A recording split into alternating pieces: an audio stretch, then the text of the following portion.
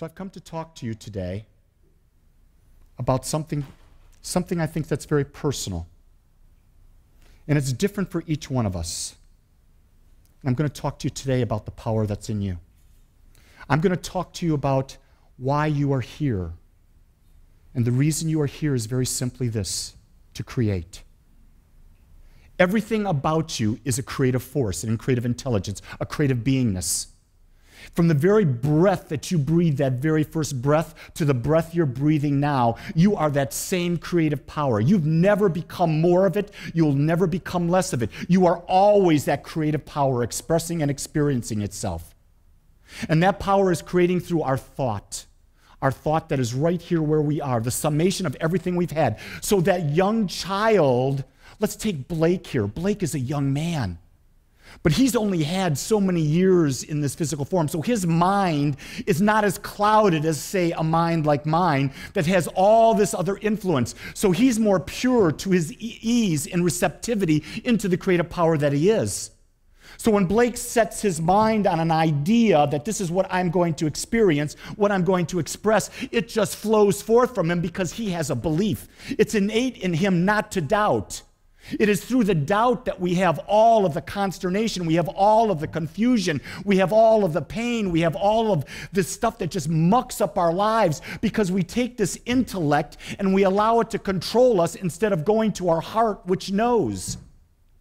You see, the intellect is a magnificent tool. And the other night when John DeMartini was talking, John is a master of the intellect.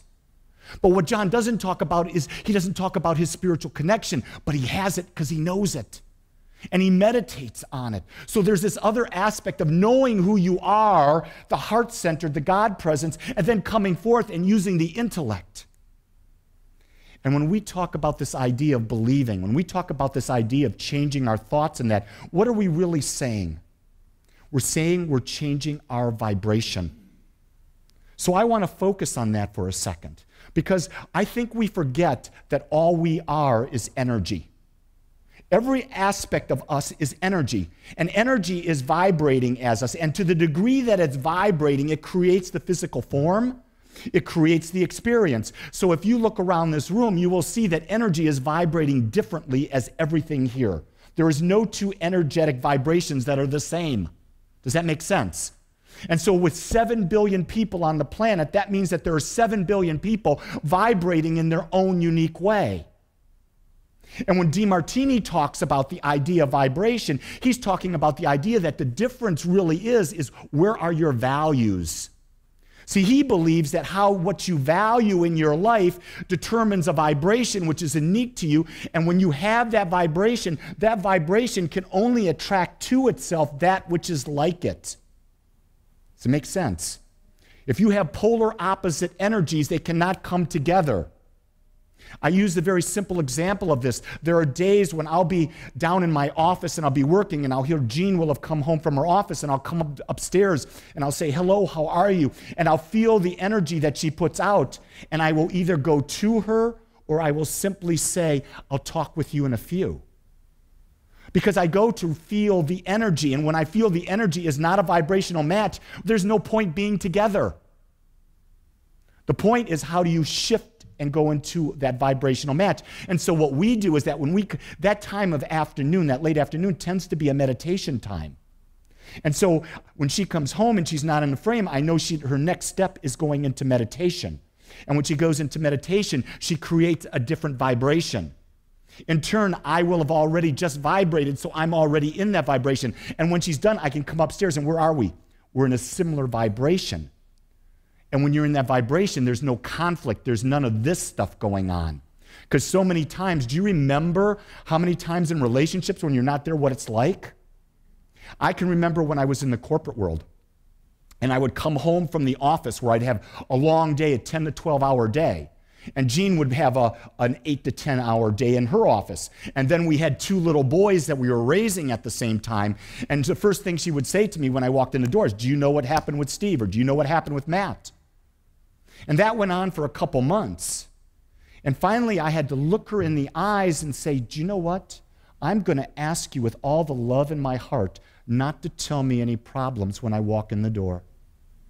Unless there's something I can do about it, don't do that, because what I was finding was that I was starting to associate the vibration of a problem every time I looked at her face. You hearing what I'm saying?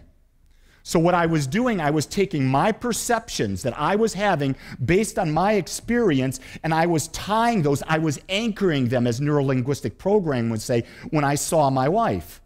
And so what did that become? It became a thing, well, I didn't want to see her. Think about what you're labeling. You're putting it on her, so you don't really want to see her. But by backing away from it, by giving it time and realizing, all of a sudden you can switch. What are you identifying with that individual? And now you can align your vibration, and when that vibration, it can be joyful. You see, there's always contrast. There will always be contrast in our lives. To think that we're going to have a life that is pure and joyful all the time, it's not why we're here. Because without this idea of contrast, there's no way that we can form a desire. There's no way that we can grow into something else, because it's contrast that allows us to have the new desire. So what we do is we welcome change. We welcome contrast because it's our gift. It allows us to create. One of the things that I've come to understand, and this is something that John and I have talked about on occasion, it is that people come to gatherings like this, or they come to a workshop like John does, or they do a book, and they're study, and everyone's studying. How many people here would tell me that one of their top values is learning? If learning is one of your top values, raise your hand. So it's going to be a majority of people, because science of mind is a mental exercise. It's a mental thing. So here's what I want to tell you. Stop learning. You already know enough. And start doing and being it. You see, that's the transition. You already know what to do. The key is, are you doing it? Are you taking the time to meditate daily? Are you taking the time to set your intention? Are you affirming that intention? Are you being a loving presence to yourself and to others? Are you living from a state of gratitude? You see, until we begin to apply these principles, it's all BS. It doesn't matter. Nothing changes. Nothing works. That's the problem. We become overeducated in the mind, but we haven't connected to the heart, and the heart's the aspect of us that simply does this. I've had 6 people come up to me in the last week, and they've told me this because of classes we've just recently completed. I'm no longer thinking about why to do things. I'm simply doing what I was taught to do. And they said, and this has happened, and this has happened, and this has happened, and this has happened. I would never have expected it. You see, the linear mind can only go so far in its expectation. But the magnificent all mind can do greater than that. And so when we surrender our small ideas, our small desires, and we go and allow the heart, and we start living from a place of gratitude, we live from a place of affirming and declaring our truth, we live from a place of quieting our mind and going into meditation, we are now allowing the greater aspect of what we are to birth our desires into physical form. So we've got to come out of this idea that all I want to do is study and learn, and go more into the intellect, Stop. Turn to the heart. That's where the power is, because the heart's where the connection with one is. Here's an interesting aspect. When we look to create something, and we do prayer work, or we set intentions, we do visualizations, we're looking for something to be with us in the future. Is that not right? We're looking to have a new experience. Here's something I'm going to share with you. The experience is right where you are right now. But you can't see it because you're not a vibrational match to it. You see, quantum physics will tell you very clearly that everything exists in possibility everywhere, all at the same time, all the time. So the only thing we see is where we're putting our eyes, our focus, our mind, where everything that we've ever desired is right there on the big screen in front of us. And what we have to do is shift the vibration that we are so that we can see it in our lives right here and right now. The linear mind is telling you this is junk. I'm telling you to start seeing it now and watch it unfold. Many times you've heard me speak, and if you haven't and this is your first time, I will always say this: do not believe a word that I say. Do not believe a thing that I say. Take what I say if it has any type of interest and test it for yourself. You formulate the process that works for you because you're unique and you're individual. There's nothing I don't talk about that I haven't proven for myself. I will never get up here and tell you to do something I haven't done for myself because I'm that type of teacher. There are many things in this movement that people talk about. I haven't proven them yet. Therefore, I'm not going to talk to you about them. Because if I get up and talk to you about something that I don't truly embody, what are you going to feel energetically from me? You're going to feel he's a scam. He's fluff. He's light. Because you cannot hide the energy that you put out. Did you hear that? So you are a vibration. So how many people here would like a better relationship in their life? Anybody want a better relationship? There are a whole bunch of you that are holding your hands down because everyone wants a better relationship. It's right where you are, and that relationship is who you are as you love yourself, as you love the divine presence. It's right there, right where you are. But until you open up and become, in your mind, that greater person, you're not going to experience it. Because you can only have in this world what you've become. DeMartini hit on this over and over and over and over again in both of the seminars he did this week. You cannot be wealthy until you have embodied wealth as you are. And you've adopted the mindset, you've adopted the actions and the habits of a wealthy person. You cannot have a loving relationship until you've adopted the habits, the mindset, and those things that become a loving person. You can't become a great business person until you've adopted what are the habits that make a great business person. You can't become a great handyman until you've adopted those habits that make someone a great handyman. Do you see what I'm saying? You can't become a great lover of yourself until you develop the habits of someone who can look in the mirror and see perfection, see beauty, and see no fault. Because in self-love, we never look for our faults. Because when we look for our faults, we're judging ourselves through the eyes of someone else, and those eyes should never matter. The only eyes that should ever matter to us on self-love should be the eyes that we're looking through. Because we are unique. We didn't come here to please anyone. We came here to create and be our authentic self. And so what we're building at Agape is this idea of a community where you can come, be your authentic self, learn, grow, experiment with people who will love and support you, who will not judge you, who will not be here to say, well, you should be higher on the physical plane. No, that's nonsense. There's no such thing as higher on the physical plane. You cannot become more spiritual than you already are because everything about you is already spiritual. The example used the other night was a phenomenal one, and I want to share it with you because there was a woman who was married to this businessman who was highly successful. He owned his own company, he was producing 200 jobs. He was producing all this money, but all he did was work. And this woman was one of these people who studied and did yoga every day. And she meditated every day. And she would gather with people and they would line their chakras and the kundalinis and they would have the herbal tea and they would do all this beautiful stuff. And she would talk about the idea that she wanted her husband to be more spiritual. And John simply said, wait a second, you're missing the boat.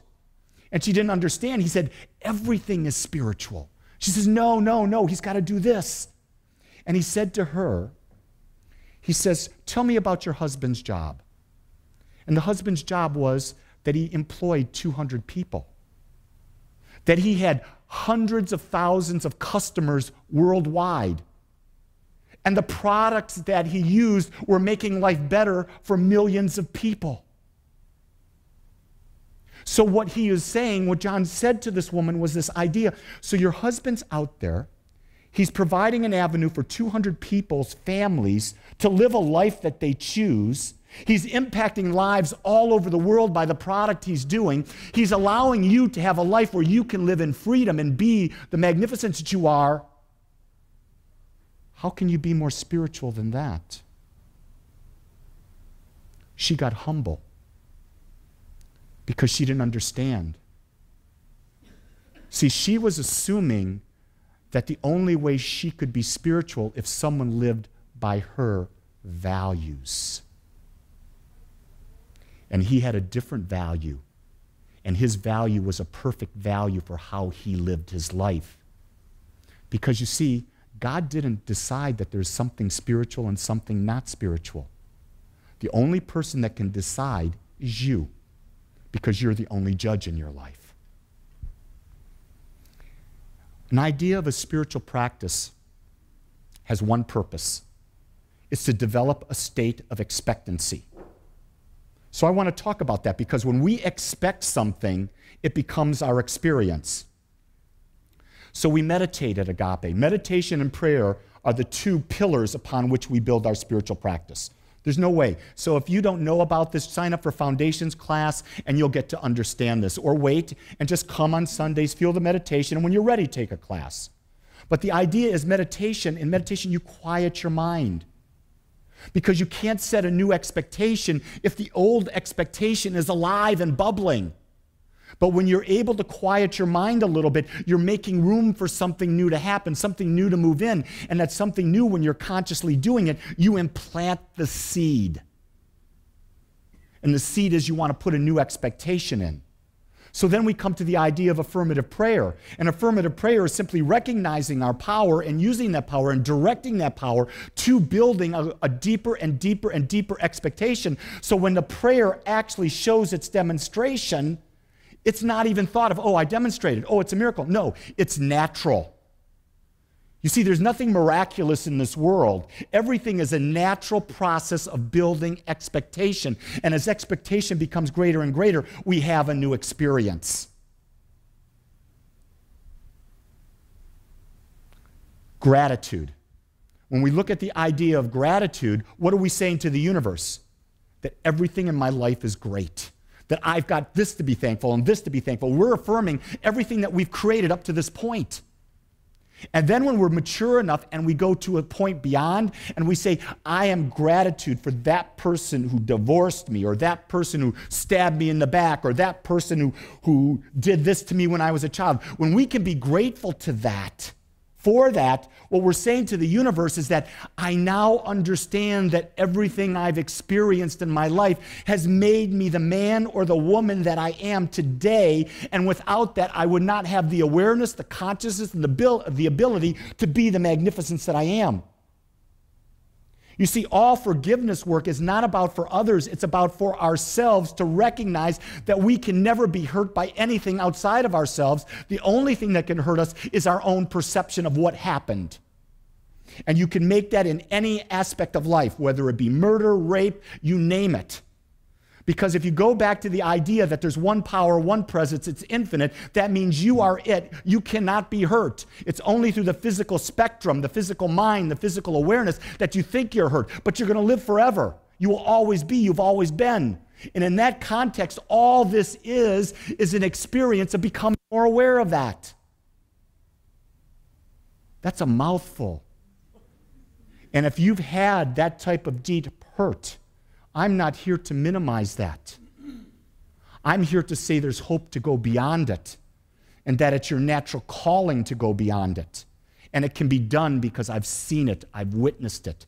And I know it can be done because I've talked with the great teachers, and they've seen it and witnessed it.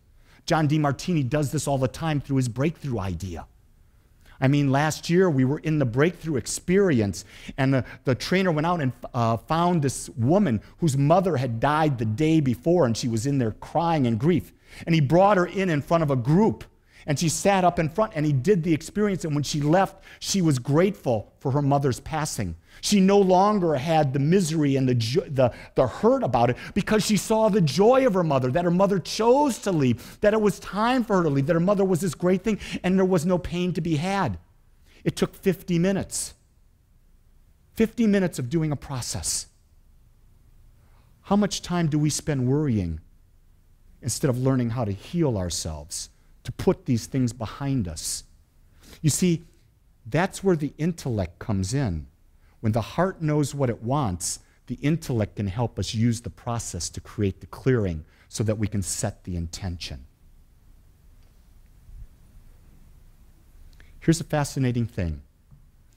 Everyone's familiar with binoculars, right? And when you look through the binoculars, what do you see? Whatever the binoculars are pointed at. You cannot see anything around to the side or behind you or anything. That's the same thing as consciousness. Whatever you are conscious of is what you will see. So if you see relationships as being difficult, relationships will be difficult. If you see relationships as easy, relationships will be easy. If you see disease or feel disease in your body, you will experience disease in your body. If you feel lack of money, everywhere you look, you're going to see lack. If you go to the idea that there's abundance in your life and you look at it from that, you'll see that. And what happens with what you see? You attract more of. So the idea is take off these binoculars that limit you and put on ones that are focusing on what you want, because when you put those binoculars on and you look through it, you've opened up you've expanded your awareness, your consciousness, and in that you must draw the experience. So I'm going to tell you, if you leave here today and you are focusing on red cars, you will see a lot of red cars where before you wouldn't have even noticed them. And all you've done is had a thought implanted in you to see red cars. Look around the room, there's a lot of red here. Look around, just look around. See all the red that's around. Look around, look at. Okay, while you were looking for the red, did you see any blue? No, because you were focused on the red. You see what I'm getting at? But now if you focus on blue, what are you going to see? Blue. That's the same thing with consciousness. And what are you creating with how you look? You're creating a vibration. It's an awareness. There's so many words that we can use. I'm using vibration today because we're energy, and energy vibrates. When you walk up to someone, you will immediately know whether or not you're going to have a deeper conversation, because their vibration will tell you to move in and participate or move away and move in another direction.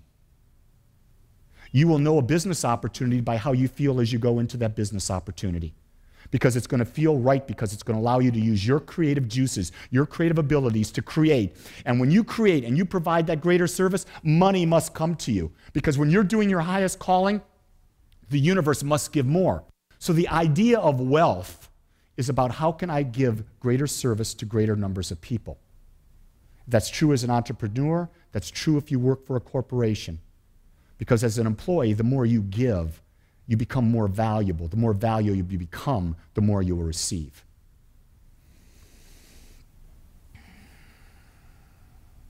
It's fascinating. I met a couple 3 nights ago at the first seminar on Thursday. And they're a beautiful couple, and they were from the Philippines, because they talked about that they were from the Philippines. And they came here, and they were best friends. Absolutely best friends. And they were looking for partners. And one friend of both of them came up to them and said, "You know what? Why are you looking? Don't you see that your perfect partner's right next to you?" They hadn't even considered the possibility. Now they're engaged. They didn't realize it because their focus was somewhere else. You see, when you shift and you expand your awareness into what you desire to see, not what you don't want to see. When you're watching the news and you're seeing all the horrific things going on, is it what you want to see? And I'm not saying not to watch the news. I'm not saying not to have a conversation with someone about something you don't want. But what I'm saying is to be aware that you don't have to accept what is being presented in front of you. That you have a choice to allow your mind to continue to focus on only what you want. Is it a deeper relationship that you want? Is it greater health that you want? Is it a deeper spiritual connection? Is it more abundance? Is it all of that? You see, you get to decide. Only you can decide, because guess what? It's your life. No one cares. Did you hear that? No one cares what you do. It's only important what you care.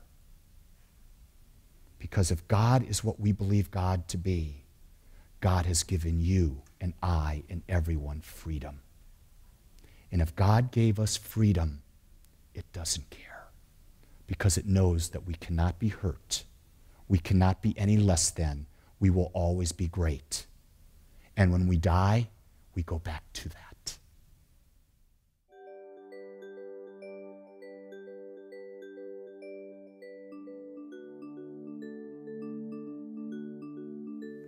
I want to thank you for joining us today. I am so grateful that you took your time to watch or listen to this message. If you found this message beneficial, I would ask you to go to our website.